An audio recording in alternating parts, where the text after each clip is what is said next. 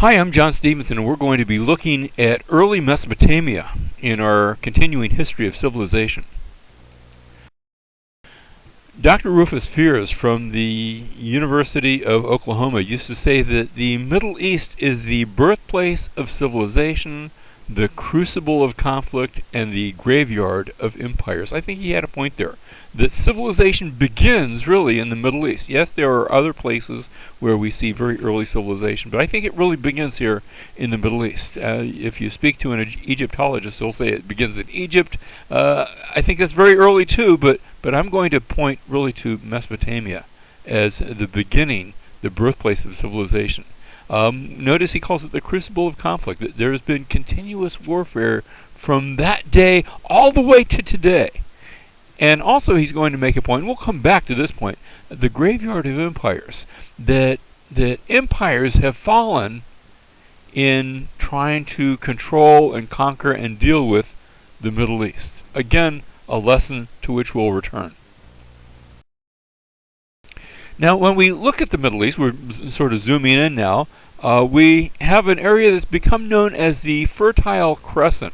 It was noticed back in the 1800s, somebody noticed, there's an area of relative fertility. Now, it's all relatively dry, but an area of relative fertility following the river systems of both the Tigris and Euphrates River that are bounded by the Zagros Mountains in the east, and also I've got some other river systems, the Orontes and the very much smaller Jordan River in the west alongside the Mediterranean. And this area of relative fertilities, that's where the people are going to go, because when people are going to live, one of the things they need is water. And so this area, you have, first of all, this big river valley. We mentioned these smaller rivers of the Jordan and the Orontes River, but the two major river systems are the Tigris and Euphrates River. And so there's water there, and water is needed for people and for civilization. It's not an isolated area. So when we look at this isolation concept, this is really the polar opposite. Yes, it's bounded to the east by the Zagros Mountains. Yes, it's bounded to the west by desert. But those deserts were rather porous in the sense that there were desert nomads that would come out of the desert, and there were mountain people that would come out of the mountain. And so these were not barriers. These were rather ways in which people would come into Mesopotamia, and especially from the north. So we're going to see a lot of the invading forces coming to Mesopotamia from either from the north or from the southeast, that is from Elam and from the Persians. The climate of this area can be quite harsh in the sense that it can be it's hot and then it's very hot, and that was the case back then too.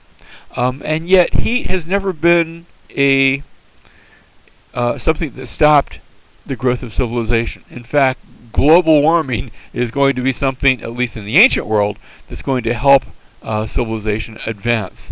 And indeed, as we look at the growth of civilization in Mesopotamia, there's a sense in which part of that came about, perhaps, by global warming and changing weather conditions, and maybe we see, of course, in the Bible talks about a great flood that had taken place, and it's on the heels of those climate changes that now we have civilization beginning to grow up in Mesopotamia.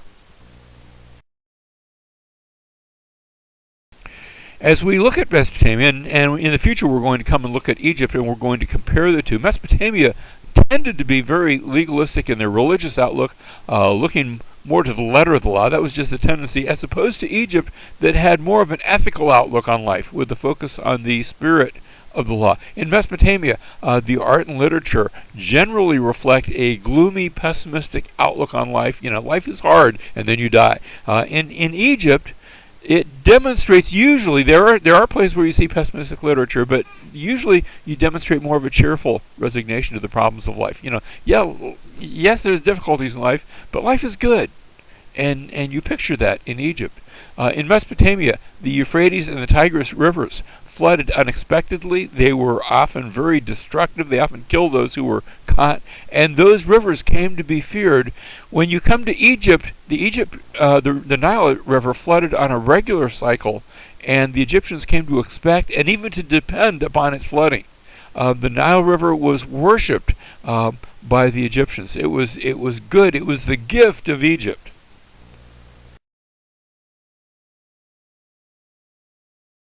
In Mesopotamia, Mesopotamia is surrounded by hostile forces on every side, either from the desert or from the Zagros or from the north, and people came to live in constant fear of invasion. There's always somebody who's going to come and invade and take your possessions, take your people, take your food, and the culture is going to reflect that. Egypt, by contrast, is bounded by natural boundaries. In the sea and the desert, usually, not always, but they usually keep out invaders. And so Egypt is going to be much more enclosed, much more protected by the deserts to the east and to the west. Yes, there are the cataracts of the Nile that stop travel as you go toward the south into Nubia. In the north, there's the Mediterranean. There's really one door to Egypt.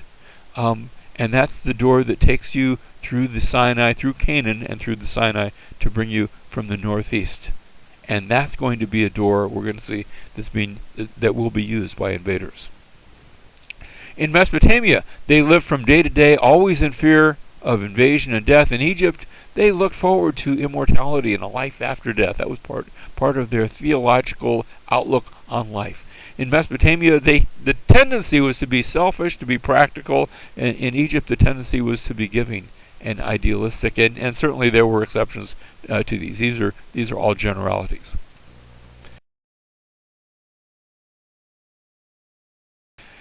Now, one of my early peoples in Mesopotamia are going to be the Sumerians. They call themselves the black-headed people. I'm not sure what that was in contrast to, but that's how they viewed themselves. The term Sumer actually refers to southern Mesopotamia. I have a place where the Tigris and Euphrates rivers sort of come together, and then they separate a bit, notice on our map, and it's after the separation, the southern part, that is the part we refer to as Sumer. It was referred to by the Hebrews as Shinar. We find that reference in the book of Genesis. The Egyptians called it Senger. Notice the way we write it. Sometimes we leave out the vowels because even in Hebrew we add vowel points, but the Old Hebrew wasn't written with vowels. The Hittites called it Sanhar. So variations on the theme. That was the various terms by which this land was called. It was a land of connected canals and rivers. I have the Tigris and Euphrates River, and our map here shows some of the minor tributaries, but there were many more. And not only were there rivers, there were also artificial rivers, that is, canals that were dug, and that's going to be one of the signs as we grow from very early society, as we grow to various cities. And I'm going to see the growth of the canals during that period.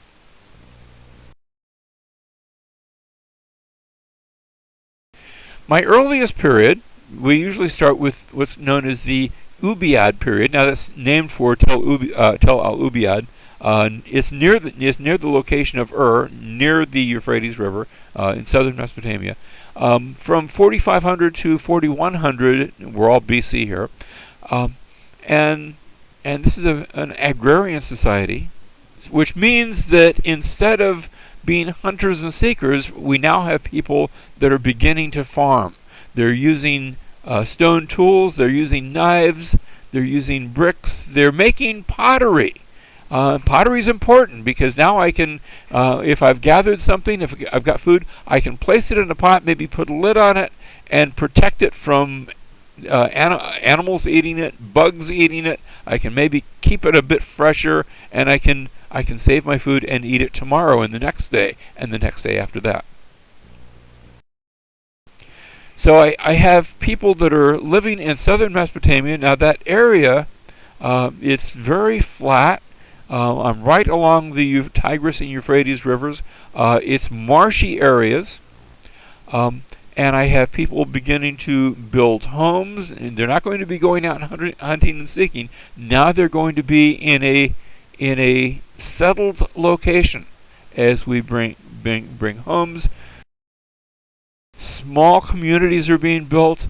Notice in our picture we have canals being dug so that now we can bring water to not just that part that's right alongside the river, but I can now water areas where the river doesn't quite reach, and I can extend my farmland. I have people traveling in boats, and notice the two types of boats. They're all made of reeds, but there's one that's sort of long and slender, and that's what we usually think of, and that's good for traveling. But also we have evidence that in some of the early depictions, paintings and rock carvings and so on, of sort of a circular boat. Notice the fellow down at the bottom of the picture. He's got this sort of round. It looks like a big bathtub almost, and that was in use as well. Now that's not going to sail very far, or if it does, it's only going in one direction. It's only going downriver with the current. Now, from the Ubaid period, we next move to the Uruk period, named for one of the very early cities, the city of Uruk. And now we're going from 4100 to around 3000. I'm painting with a very broad brush here. I begin to see government organization and we're moving from little tiny communities to actual cities that are trading with each other. Sometimes they're fighting each other, but sometimes they're trading. All throughout Mesopotamia. And I'm beginning to see metal, I'm beginning to see copper being used. As we said, there are cities being formed. These cities are governed by either priests or kings, or combination of both. They might be priest kings, sometimes with the council of elders. As soon as I move to a city, I need somebody to run things. And that's always going to be a leader at the top. Maybe you'll have some other leaders to help him out, but there will be this leader, whether you call him a priest or a king. I will see trade during this period from the Persian Gulf all the way up to the mountains of Urartu far in the north. That is the whole length of Mesopotamia, from the headwaters of the Tigris and Euphrates all the way to where they run into the Persian Gulf. And I will eventually also begin to see the beginning of cuneiform writing. And that now we have to talk about writing.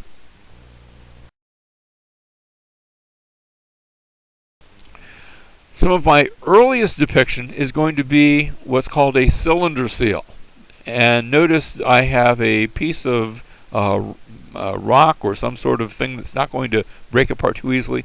And carved into it are shapes of in this case, individuals, shapes of people, might be animals, might be some other sorts of shapes, and I'm able to take the seal and roll it across a bit of clay, and it will leave an impression, and that impression will be my signature. You see, they don't have writing, so I can't just sign my name.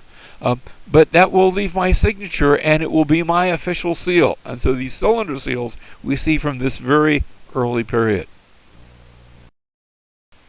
We're still in what we call the proto-literary period. And let's say I want to, for example, I want to count how many sheep I have. Well, I've got 10 fingers, but if I've got more than 10 sheep, then I'm going to run out of fingers. And so what I can do, I can take this little bit of clay, and I can put a sort of a line and then mark that with another line. And each one of those bits might represent one sheep. And so I'm going to count how many sheep I have. And I take one sheep for each one of these little tokens. And now I can, I've got a whole bag full of these sheep, a whole bag full of these tokens that represent the sheep. Now this isn't being used as money. This is being used just for counting, for an accounting purposes. Or instead of sheep, maybe I'm going to have another one that represents metal. And notice one represents sheep and one represents metal. And in this case, it's sort of a funny little shape with lines cut through it. And that's going to represent maybe copper or some other sort of metal that's being in use. And I'm going to have different sorts of shapes which will eventually represent different sorts of things. And these tokens are going to be used, they're not used for money, they're not yet anyway, they're used as accounting measures so that I can count how much bread do I have, how much metal do I have, how many sheep, how much grain do I have, and each one has a different meaning. Now I'm still in the proto-literary period. We're not really writing, but we're beginning to see things pressed in clay tablets. Notice the holes. I might do the counting. How many holes? Maybe is how many bushels or how many parts of grain that I have in my farm, or in this communal farm, or in in all the farms, maybe even of this city. Here's another very early tablet, and in this case, notice that one of the symbols. This is a symbol for a human head. Now, it's not very graphic. You don't have any eyes or nose or mouth, but that symbol is going to represent a human head. Next to it is another symbol for bread. And so I've got a head and I've got bread, and maybe the two of these together might represent, for example, eating. And so I have these various symbols that are going to be used to represent different actions or different ideas, and they're going to be placed on clay tablets. The cylinder seals, by now, we're in 2600 BC. By now they're becoming quite a bit more ornate. Notice this cylinder seal looks much more sophisticated than the previous one. It has rows of people. Now you say, gee, they look sort of funny. Well, their artwork isn't quite what ours might be today, but we can learn something about what they are wearing, the dress styles. Notice the sort of fringe, thing almost looks like a bit of a skirt, and yet these are men. And then I've got two rows of them. They are seated. They are.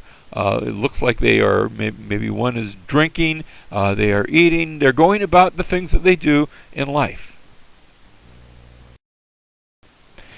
As I continue now, I'm beginning to see cities develop, and notice around that city is a wall, because one of the reasons I need a wall is to keep out a neighboring city from coming in, taking all my crops, my people, my stuff, and so I need that for protection. I have folks that are going to be living within the city walls, although many would live without.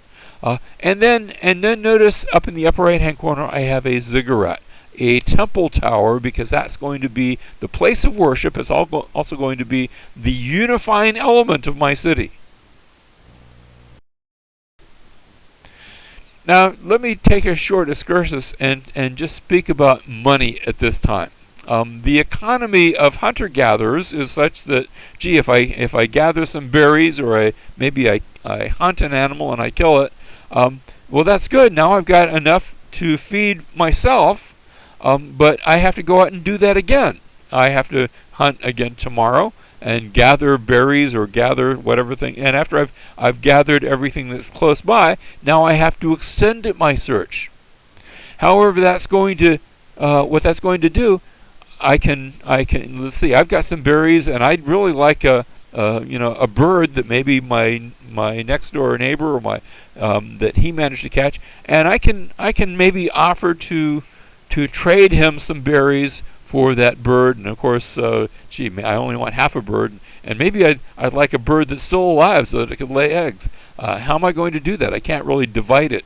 And so there's bartering that takes place in this society, in this economy of the hunter-gatherers. But now I begin to see that there are certain things that have intrinsic value. For example, metal. Because with metal, maybe I can build a better tool, maybe a spear that will be better able to kill that animal that I'm seeking to hunt, or maybe I can find something that will better cut off the fruit that I'm gathering. Now, eventually, I'm going to take that metal and I'm going to weigh it. And certain metals will be esteemed of greater value because they are the more rare metals. If it's commonplace, it's sort of supply and demand. So if it's commonplace, everybody's got it. But there are certain metals that can be useful and that will be esteemed of greater value. Either they look pretty, like silver or gold, or they are rare, or both. And so there will be a unit of measurement, and that measurement, one of those measurements, is going to be known as the shekel.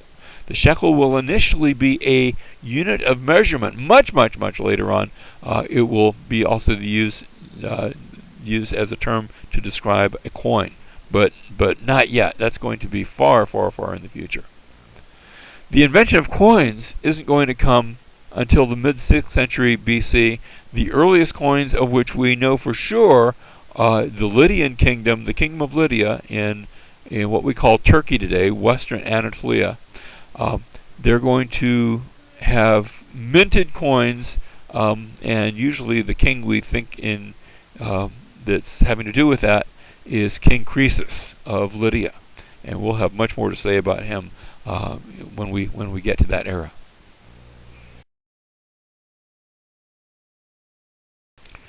All right, some of the early people groups that we have during this period.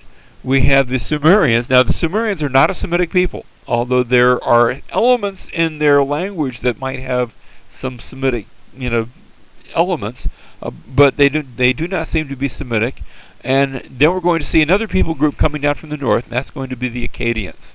And the Akkadians are Semitic. So we've got non-Semitic and Semitic peoples there in Mesopotamia. They're Semitic. We're also going to see the Medes. They'll be in the Zagros Mountains, so they'll be the mountain peoples. And we'll also see the Elamites from the east there. Notice they're still in the lowlands, not up in the mountains.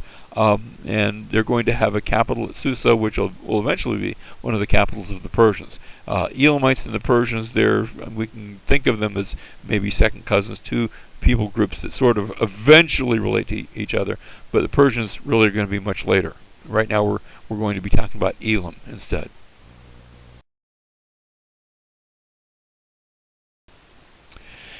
Now that brings us now to the early dynastic period. Two of the cities, and there are already a number of cities, but two of the cities that get quite a bit of the press, Kish and Uruk and other cities here in southern Mesopotamia that have now begun to grow up and strive for dominance one against the other. Ur is going to be another one of the cities. That's the city from which Abraham comes, if indeed he comes from southern Mesopotamia, and most people, and including myself, usually think that's where he's coming from. We're also going to have Babylon. We're going to have Lagash, a number of other cities here in southern Mesopotamia. Now we move from the Uruk period to the early dynastic period. That's from 3000 to 2350 BC. Cuneiform now begins to develop into syllabic writing. That is where the different, wedge-shaped different impressions that we make on the clay actually represent syllables. This is the age of Gilgamesh that we talked about previously, and this is, of course, the age of kings. There's no question that kings are now ruling over the early dynastic period. This is the period of city-states. Yes, we've got cities, but now they are groups of cities, smaller communities, but around a central city, around a central king. And it's from this era that we have one particularly interesting document known as the Stella of the Vultures. The Stella of the Vultures was originally when I say a stela, that's a big stone slab sort of rounded at the top. We don't have the whole thing. We have it in pieces. It was discovered in the late 1800s in southern Iraq. It comes from this early dynastic period, 2600 to 2350 BC. The text is Sumerian. There is writing on it. And it celebrates a victory of the city of Lagash over Umma. One of these city-states is fighting a different city-state, and they won. There are 7 surviving fragments, and we're going to zoom in on a few of those. Here's one of those fragments. Notice the top section. I have a series of soldiers. They are holding spears. They have these square-looking shields. They're going into battle. And before them is the king. It looks that way. Of course, part of the stela is damaged, so we can't really tell. And notice they're marching over. Right under their feet are the conquered enemy with looks like maybe arrows or spears sticking out of them. If I go down to the panel below, and part of that's missing, again I see the soldiers in to the left, and they are following the king because the king, he is out front. Now notice that the king has a band around his head. That represents his crown. That represents his authority. And so that's how you can tell that he's the king. And you can barely see it, but it looks like he's riding in a chariot.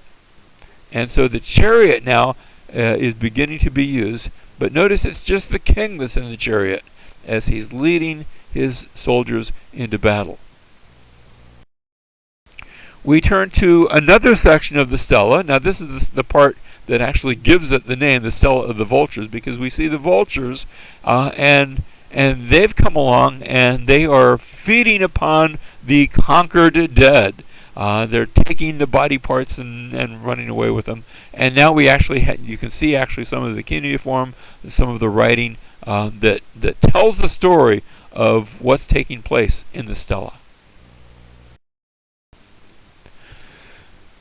Here's another example of artwork during this period. This is found in the British Museum, so it's not my photograph. Compliments to the British Museum from Ur 2600 to 2400 BC, and it depicts a ram that has been caught in a thicket. Sort of reminds me a little bit of the story of Abraham, who, remember, he takes his son he takes Isaac up to the land of Moriah, up onto a mountain, and he's commanded by God. He's going to sacrifice his son, and then the angel of the Lord comes and says, "No, don't do that." And he lifts up his eyes and he sees a ram caught in a thicket.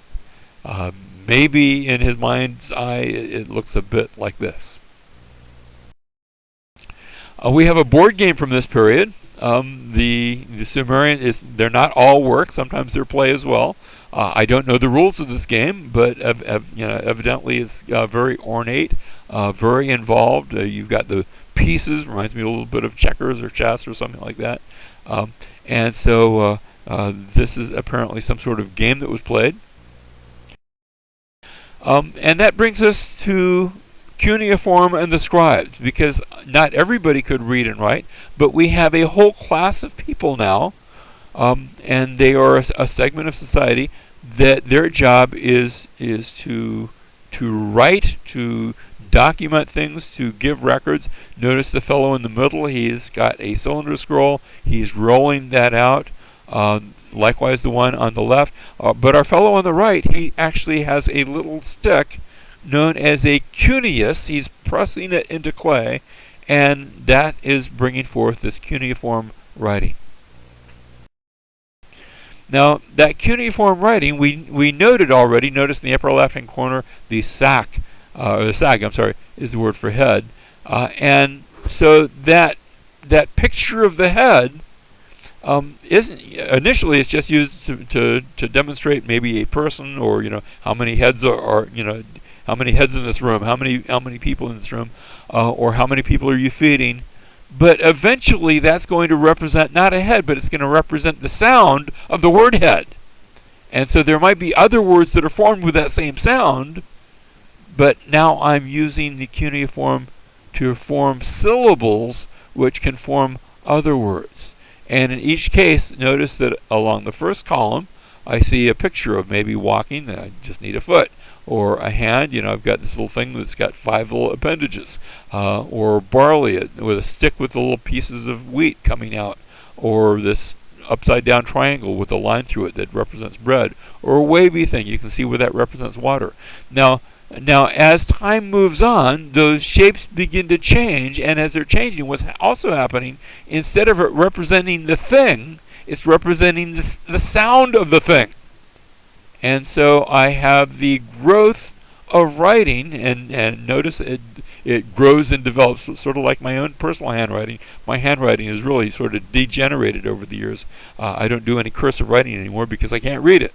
And likewise, there's some changing and refining as I go from 3200 to 3000 to 2400 to 1000 BC. And cuneiform is growing and developing during this period.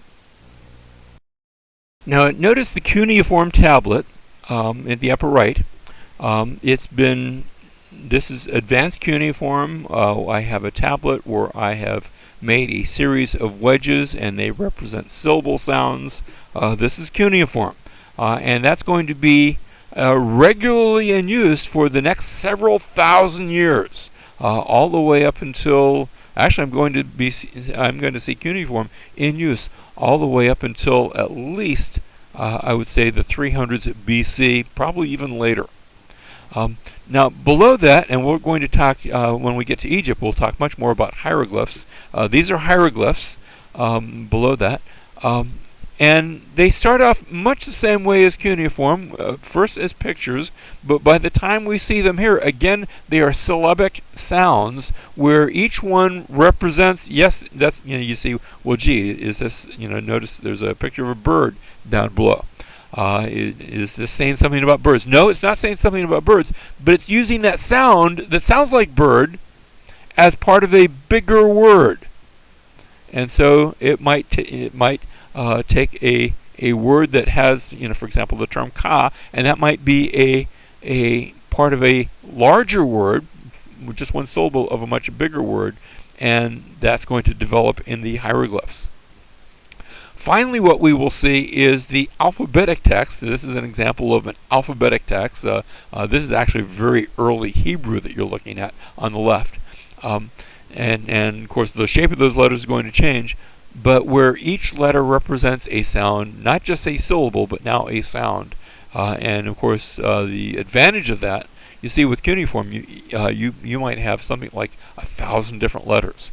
With hieroglyphs, eventually that will sort of be brought down to where there's only a handful used, but that's going to take a long time.